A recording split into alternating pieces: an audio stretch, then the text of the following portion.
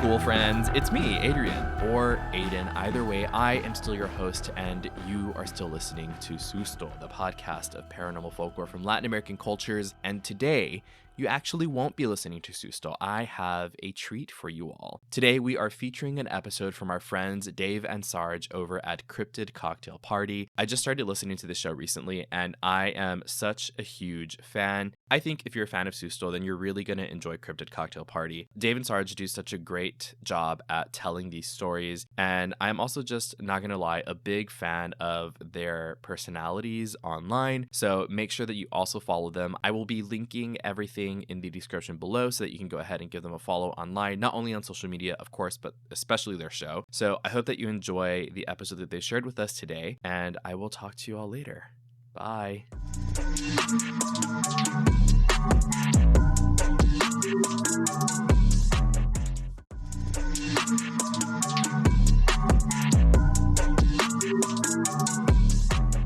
You are now listening to Cryptid Cocktail Party.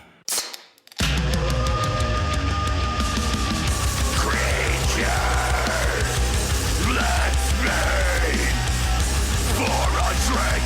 It's a treat. Join us. Join us in the fight. Cryptid Cocktail Party. Cryptid Cocktail Party. Welcome back, everyone, to another episode of Cryptid Cocktail Party, a show where we have a few drinks, share a few laughs, take a dive into the unknown. I'm your host, Dave, joined as always by my wonderful co-host, Sarge. How's it going, Sarge? I'm fucking amazing. Yeah, amazing. Yeah. That's a bold statement. It is bold, but I'm going to stick with it. All right, you better have some fucking reasons to back that up. Well, I mean, in light of recent events, I think we can all be very excited about the fact that they may have found some really definitive proof that there's life on Mars. Oh. Oh, yeah, you sent me that. I didn't watch it. I'm not going to lie. That's okay. It's a long video. But the guy breaks it down really succinctly and kind of explains like why this is different from all those other times they thought maybe they found life somewhere. Okay. Basically, the crux of it is like the evidence would be very easy to explain if it was caused by living organisms. It would be very difficult to explain if it wasn't caused by living organisms. Okay. But, I mean, they said the same thing about, like, the moon. Like, it's easier to explain, it's easier to disprove the existence of the moon than it is to prove its existence. So, you can't trust mainstream science is all I'm saying, Sarge, all right? Yikes. Have you ever gone outside at night? Yeah. In the big white orb in the sky, what do you think that is? Hologram. I need a new podcast. Sorry, dude. My fucking ever since the incident, my fucking TikTok For You page has been so out of whack that all I'm seeing is all these crazy right wing people, and it's I mean gotcha. it's melting my brain a little bit, but some of it's Incident. What incident are you talking about? the string I'm just cheese kidding. I'm just being a pain in the neck. Let's move on. All right, Sarge. I got an episode for us today. I think it's pretty good. We're going to be in some familiar territory today. You might remember this topic from a while back. We touched on it briefly, but I figured it kind of needed its own Okay. full episode, if that makes sense. Sure. Okay. Are you ready to dive in? Also, I'm doing great, by the way. Thanks for asking. You know what, Dave? You know what? That's on me. I apologize. I'm a bad friend, and I'm sorry. Dude, let's pause here. How are you doing? You already told me how you were doing. Your dog threw up. Yeah, that was before we started recording. I'm just fucking with you. All right. I am a bad friend. I'm a bad friend. I get it. All right, let's go. Let's move on. Cape Cod in the summertime. Oh, yes. What a place to be. Beaches, boat shoes, lobster rolls, and more sunburnt douchebags than a Trump rally. But once the season starts to change and the tourists go home, everything kind of shuts down, All right. The air gets cold and the wind coming off the ocean turns a bit sharp. And everyone starts doing meth. The streets go quiet, and towns that were once bright and alive just a few months earlier are now desolate and take on kind of like a whole different type of vibe. Yes. And in October of 1939, Provincetown, Massachusetts felt the vibe shift in a very real way. And it wasn't just the usual eerie off-season vibe that normally comes with the territory. People were whispering about something lurking in the dunes and creeping around the streets at night. Something that could move faster than any human, leap over 10-foot fences, and disappear into the night without a trace. Some say it had glowing eyes, others say it could spit blue fire.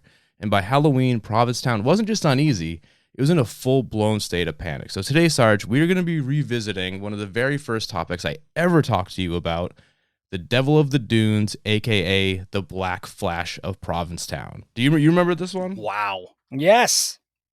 You know, from your description, I thought you were just describing like a very committed drag queen. Well, she was just giving like really good face the whole time. All right. So what do you remember about the story? I famously don't remember much. This is over like a year and a half ago. We did this. This is you weren't even the host yet. You were just a guest when we talked about this one. Yeah, because it was just a short episode, right? Because we were just covering a bunch of different things. Yeah, I think we covered like 2 or 3 in that one. Shit. All I really remember were the angry villagers, but that's like a normal cryptid scenario. Yeah. And I think there were just a lot of sightings. I don't recall it doing anything violent. Kinda. Well, you know what? Okay. Why don't we get into it? Let's do it. Let's get into it. All right. So Whispers of the Flash actually started the year before the real panic set in.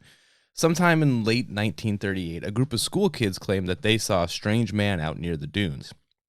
They described this figure as being dressed head to toe in black with a long cape and hood. Some of them swore that his eyes glowed in the dark, and a few even said that they noticed he had long, shiny silver ears sticking out from his head. Now, because children are stupid and nothing they say should ever be taken seriously, most of the adults brush this story off as nothing more than overactive imaginations. I mean, I get it. It was the off season. It's quieter. It's colder. Getting dark out earlier. They thought the kids were bound to end up spooking themselves walking home from school anyways, because that shit probably happens every year around this time. The Cape is a spooky fucking place in the wintertime. I believe it. I don't think I've ever been. I've been, and it's just very haunting. It's like a dystopian movie. Yeah. The only thing, I mean, did you watch American Horror Story at all? Yeah, I've watched some. There was a season where it was like a season that was like split in two. One like took place like on the Cape during the off season, and like a bunch of vampires. It is kind of an eerie vibe, maybe. But it's I mean, an that's eerie just, place in the winter, so that would be actually a great setting for a horror movie. Yeah, and then the other half of the season, I think, was like Valiant Thor. Or something like similar to it. It was weird.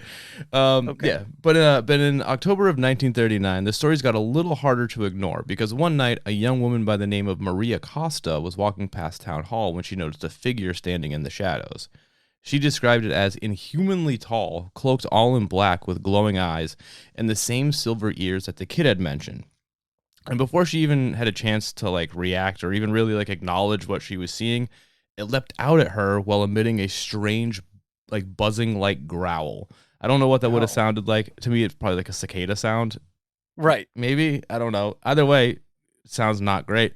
So, rightfully terrified, Maria booked it into a nearby cafe screaming for help. Now, lucky for her, the cafe just happened to be filled with whatever the 1930s version of quote-unquote good guys with guns are, and they rushed outside to search the street, but whatever had jumped out at her was already gone by then.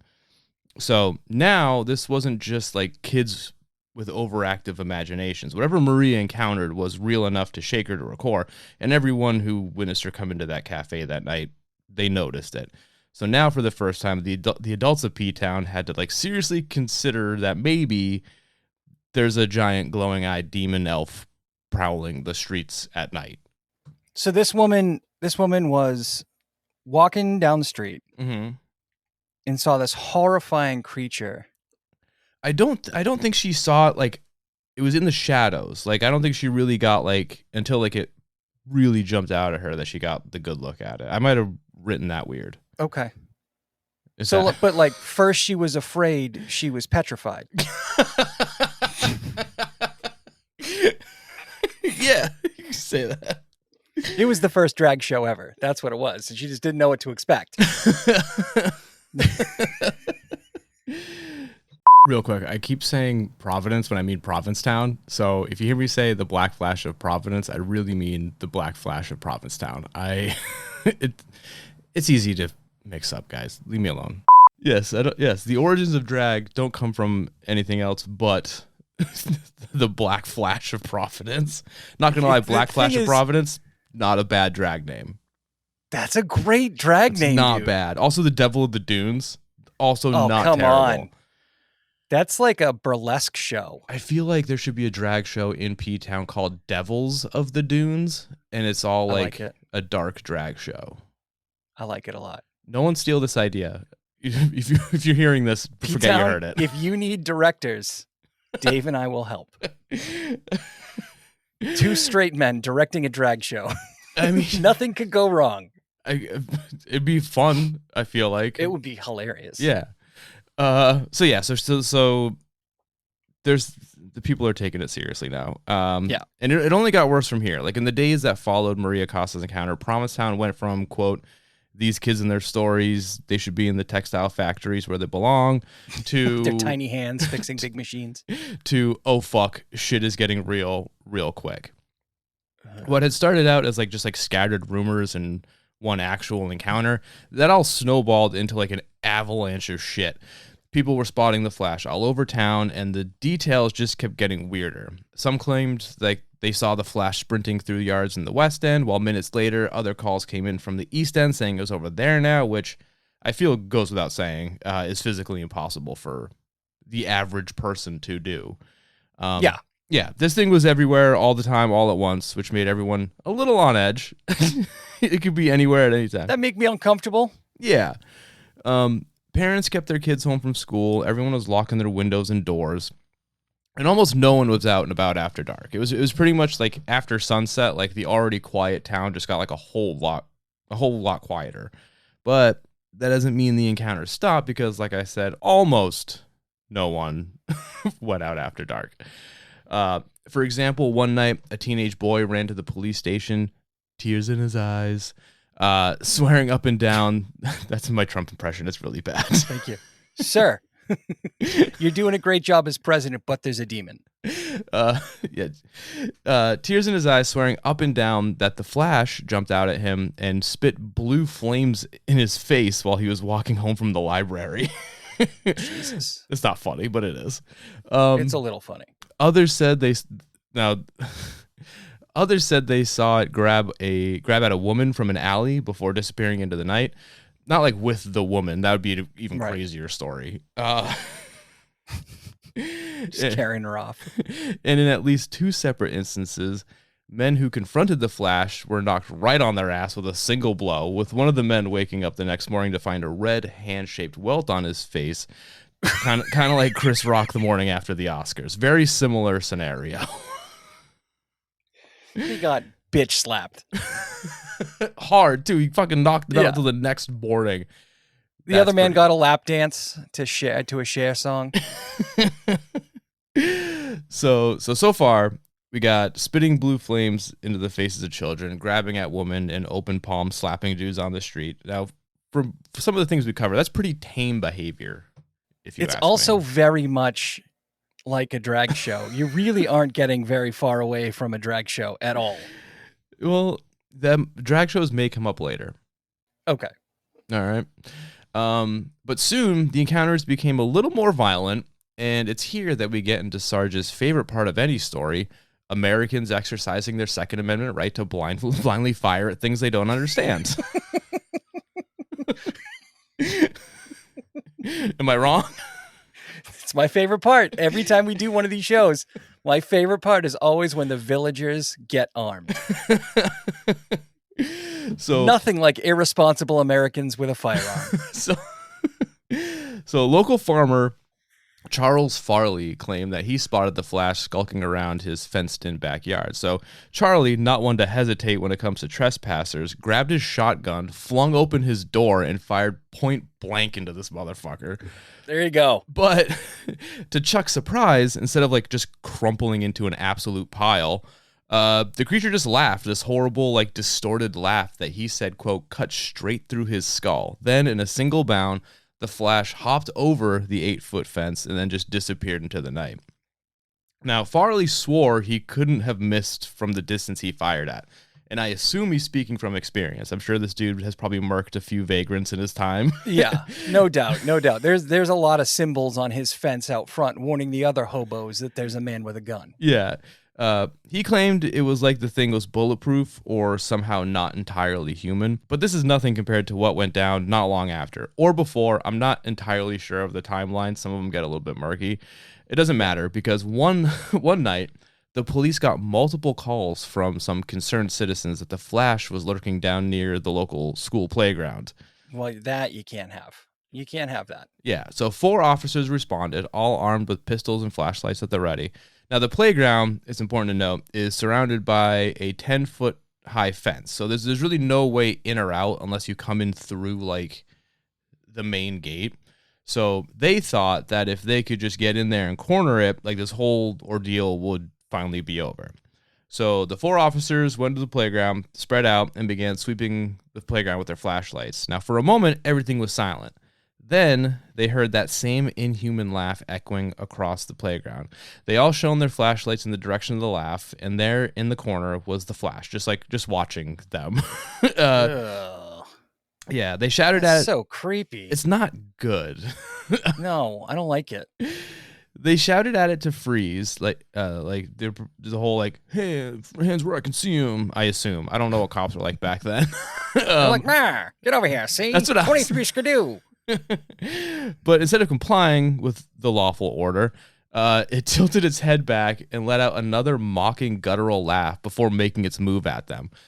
The officers responded by opening fire, emptying their pistols into this thing, but it didn't go down. I mean, some shots may have missed in its chaos, but at least some of them had to have hit, I assume. But yeah. Still, it just kept moving. Then in a single impossible leap, the Flash cleared the 10-foot tall fence, landed on the other side, and just like the other encounters, vanished into the night. Jesus. Afterwards, one of the officers, Francis Marshall, gave a statement about what he saw. He admitted the creature wasn't quite as impossibly tall as some people have claimed, though it was definitely above average height. But more important, drag queens usually are. But more important, it's the heels. We're gonna get canceled for you bringing up drag queens this much. I'm celebrating them. I think this is fucking great. Okay. Literally nothing that you've described so far has disproven the drag queen. Jumping over high fences, impossibly tall, extremely fast and nimble. Are they known for their vertical leap? I mean, I assume. I don't know. There's a lot of things that they need to be able to do, like splits. Yeah. And so I feel like they should have pretty good leg strength, right? I guess. I don't know. We'll go with it. We'll find out. Yeah. But more importantly, he swore that close up, he saw that its face, quote unquote, wasn't a face at all. Not like in like a demon way. It looked more like a metal mask, possibly even like an old flour sifter being used as a mask with like the mesh over the face and then 2 long handles sticking up like pointed ears, which okay. Yeah, which might no, I know what you mean now. When you said flour sifter at first, I was like, what the fuck is this? Like thought it was like a gardening tool. No, like flour, like yeah. No, now I know. Yeah. Oh, like a fencing mask. Kinda, yeah, pretty much. Okay. So this might explain the reports of the long silver ears in earlier sightings, but this is just one guy's opinion, and even if it was just a shorter, tall man wearing a mask, it didn't really explain how anyone could move like the Flash did, or how he was able to shrug off a shotgun blast to the chest like it was a fucking mosquito bite. Yeah. So now at this point, the town is in chaos. Some people are now armed and patrolling their streets. The police are chasing reports left and right. And the Flash seemed to always kind of be just like one step ahead of everyone. And then, So what went from like a kid's story has now turned into pretty much a full-on public safety crisis. Like, yeah. Well, that's because everyone keeps opening their door and just firing into the night. Yeah, you got people fucking just shooting willy-nilly, people roaming their blocks to make sure it's safe. And then now the police are fucking stretched thin because they're running all over town trying to find this fucking phantom. While dodging gunfire. So the police are completely overwhelmed, and the Provincetown police chief, Anthony P. Tarvers, was starting to feel the pressure. People wanted answers, they wanted arrests, but most importantly, people just wanted to feel safe again. They wanted to be able to go outside at night.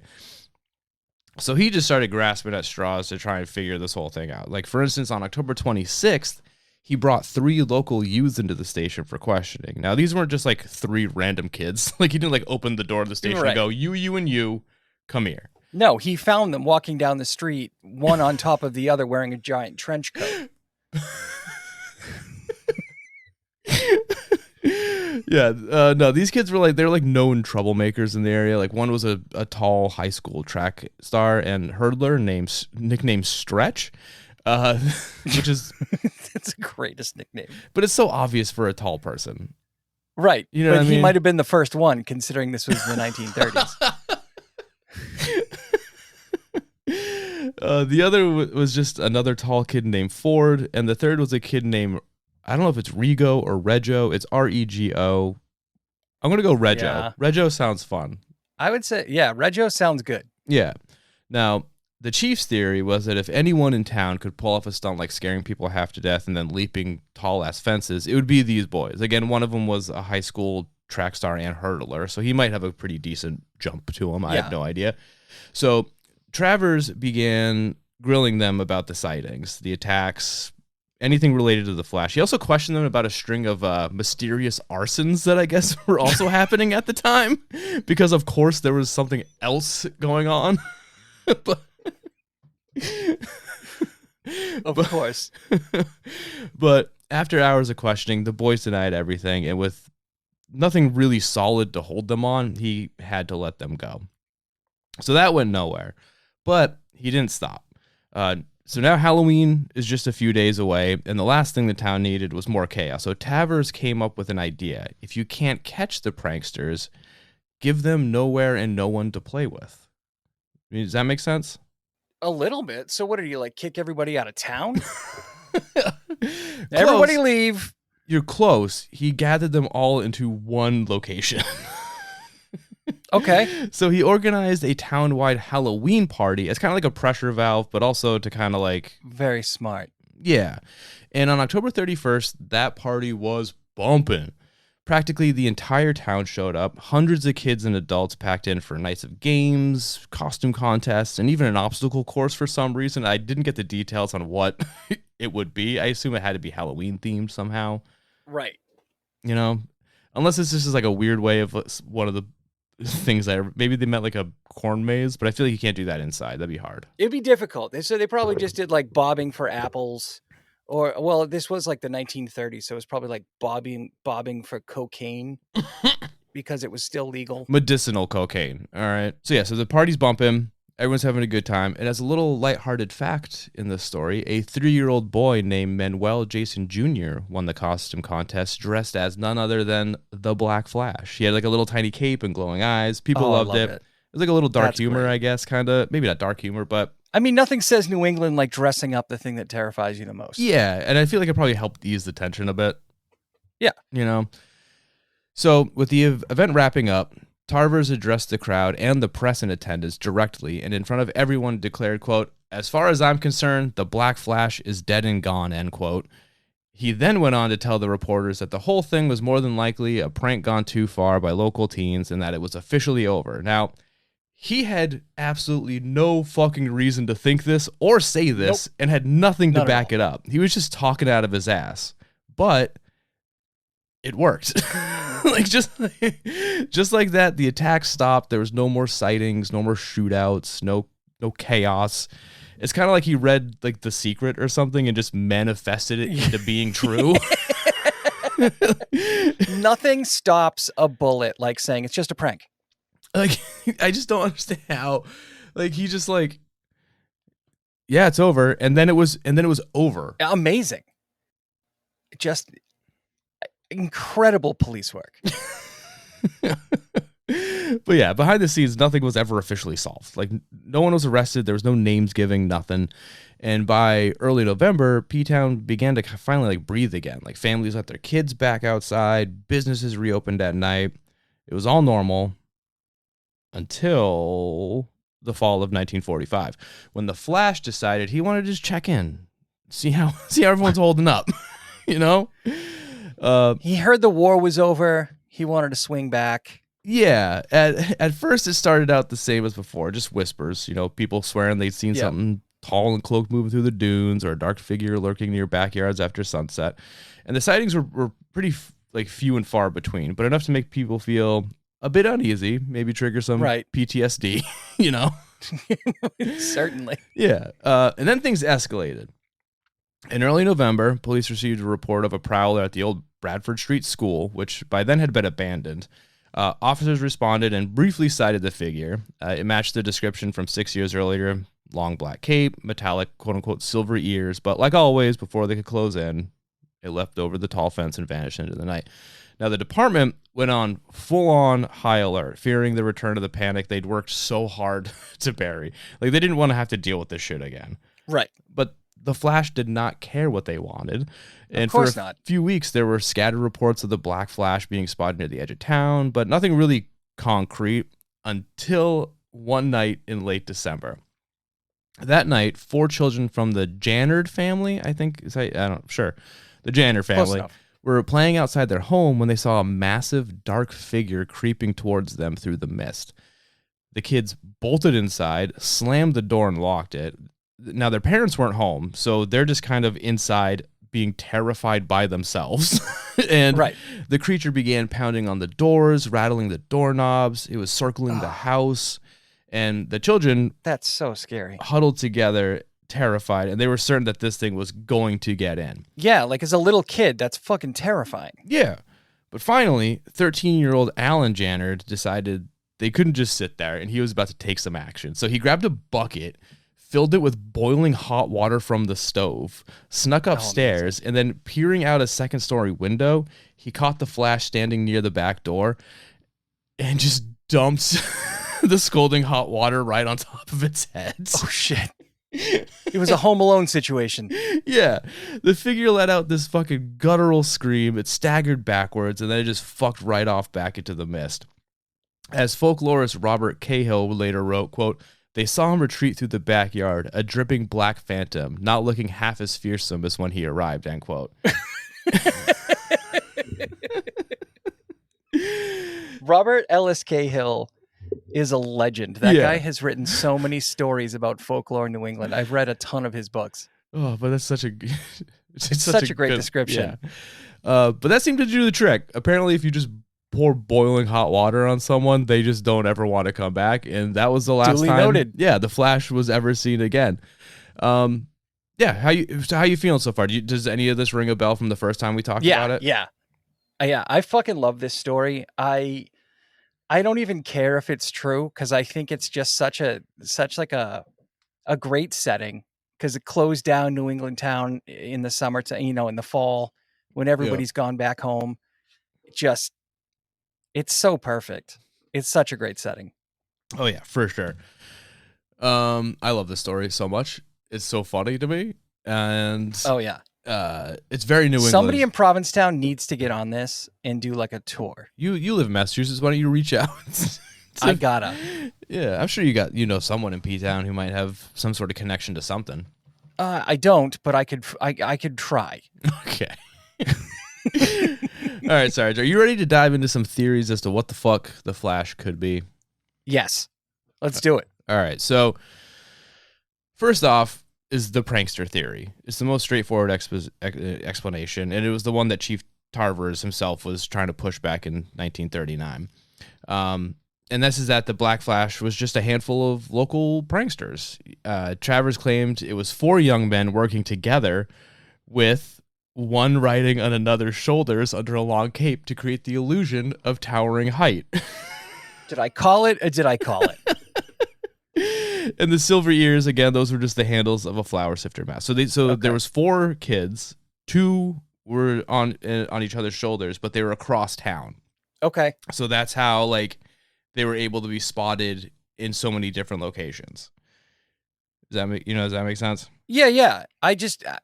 I'm still confused as to how that made them bulletproof. Oh yeah, it only explained the appearance. It doesn't really cover Yeah. how it was bulletproof, able to spit fire, or have a 10-foot vertical leap. But Yeah, that's also a problem. Yeah. Because I don't even think like the greatest basketball players in history can jump that high. So I'd love to know that explanation. you don't know that. You don't know that. I'm pretty confident. That anyone. Pretty confident that's a tough vertical leap. No, it's I mean, fine. Stretch was a legend. It's just what I'm saying. Okay. If anyone could do it, it's Stretch, and he could do it with a kid on his back. Exactly. Stretch was supernaturally amazing. He was the Aaron Hernandez of his day. Later went on to become Larry Bird. Oh, Little known fact.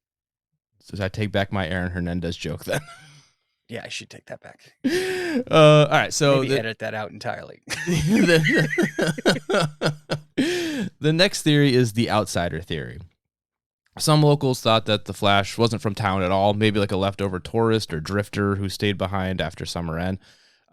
Provincetown, it's always kind of been like a haven for artists, outsiders, and eccentrics. So it wasn't like a stretch to think that someone strange could be camping out in the dunes and scaring the townsfolk just for fun.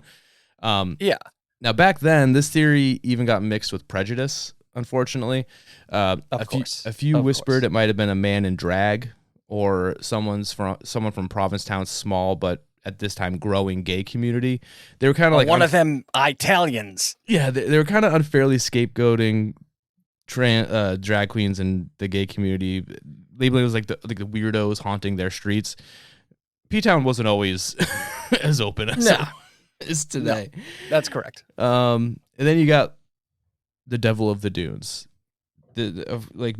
Not everyone bought into the prankster idea. Some believed or wanted to believe that the Black Flash was something supernatural. Glowing eyes, guttural laugh, the way it shrugged off shotgun blasts.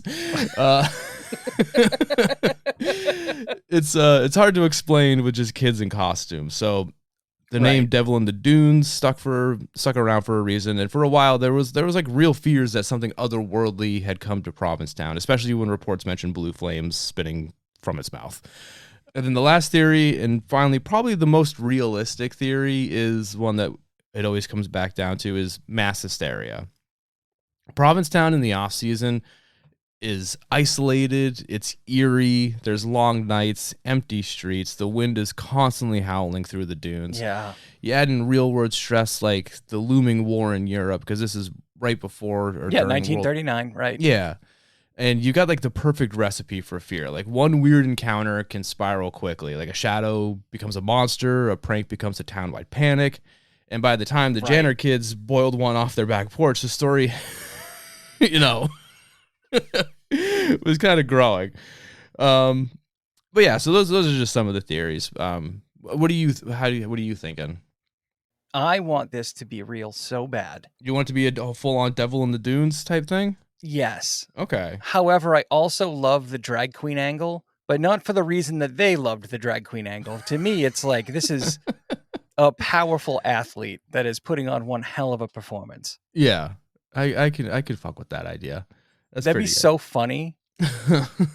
Just living their best life. Like fucking with the straights, you know? Sometimes you just got to do that to us. Yeah, you got to spook the normies. Oh, shit. All right, well, that's all I got for you, man. I mean, I love this story. I love it even more because we went in depth. I want the devil to be real, but I also kind of love the idea of it being like just some dumbass kid who thought he was like going to terrorize the whole neighborhood and doused with boiling water. I feel like the second sighting had to have been like the first ones are harder to explain, but the second ones, since it was like there wasn't really any real physical like attacks that time, it had to have been just someone fucking with the town. You know what I mean? Like it could have been a mix of things too. Like there might have been one very real scary occurrence. Yeah. And then everybody just jumped onto it. It could be, but yeah, the 1945 sightings I feel like were more of a prankster. Yeah, that was probably a prankster, I think. And somebody who heard the story and was like, I'm going to do that. Yeah, and this fucking 13-year-old kid just fucked that dude up. Like, yeah, ruined his fucking day. Like, I feel like back then no one probably would have thought to do it, but I wonder if you had contacted like hospitals or a doctor's office of like any burn victims. Yeah, any scalding victims come through here, or like a missed opportunity, really. Hey, because he was in the mist. I didn't think about that, but that's good. It's not bad. I'm good for doing it inadvertently. All right, man. Well, that's all I got. That was we brought this up yesterday when we were talking to the Believe in the Bizarre people, this story, and it dawned on me that we didn't really cover it in detail, and I wanted to go into it more because it's such a fun story. It's goofy. It is very Spring-Heeled Jack kind of coded. Yep. I mean, there were theories. No, I'm glad you went into it, because now that I remember the story, I want to go to Provincetown and see if like any of those places like have anything about it. You know, like see if there's a plaque somewhere. Maybe like if there's like a historical society, there might be something. Yeah. You know, I don't know. I feel like a plaque is a little much. I mean, come on. They should put one in front of that kid's house. It's like, this is the site where the fucking the Flash got scalded to death. Where a child poured boiling water on gay icon, the Black Flash. Oh shit! All right. Well, oh no, I was gonna say real quick. It's there was another theory that like Spring-Heeled Jack and the Flash were the same thing. I didn't put it in here because it's kind of stupid. It doesn't make any sense, but the two are very similar. They did that with the Servant Girl Annihilator and Jack the Ripper. Was that they were one and the same? Yeah. Yeah. And it didn't make sense at all. Yeah, they never do. They just say it. Yeah. They're like, haha, problem solved. Yeah. All right. So thanks for listening, everyone. Thank you to Sarge for being here as always. Never miss it. Yeah. If you like what you heard, please leave us a 5-star rating and review anywhere you can. It definitely helps. Follow us on Instagram at Cryptid Cocktail. Follow us on TikTok, Cryptid Cocktail Party. Join our Patreon. It's going to get retooled soon. I know I said that last week. I'm just lazy and also busy at the same time somehow. I'm also busy and lazy, so I get it. Yeah. Yeah, that's all I got. Sarge, you got anything you wanna plug before we sign off? You can find me on the social medias. Periodically, I do a TikTok video making fun of Tom McDonald, who is the Monster Energy version of Macklemore. Dude, my Tom McDonald video got flagged for bullying, and I got an account strike. All because I said all I said was, "Shut up, you're from Canada." Apparently, I'm bullying Tom McDonald. Unbelievable. All right. Well, that's insane. It's pretty funny. But yeah, you can find me on social media at Sarge the Destroyer. I'm on all the socials except for Facebook because that place is a dumpster fire. That's a nightmare. Yeah. All right. Well, I guess with that out of the way, Sarge, would you like to say goodbye and I love you to the audience? Hey, I fucking love you guys. Goodbye.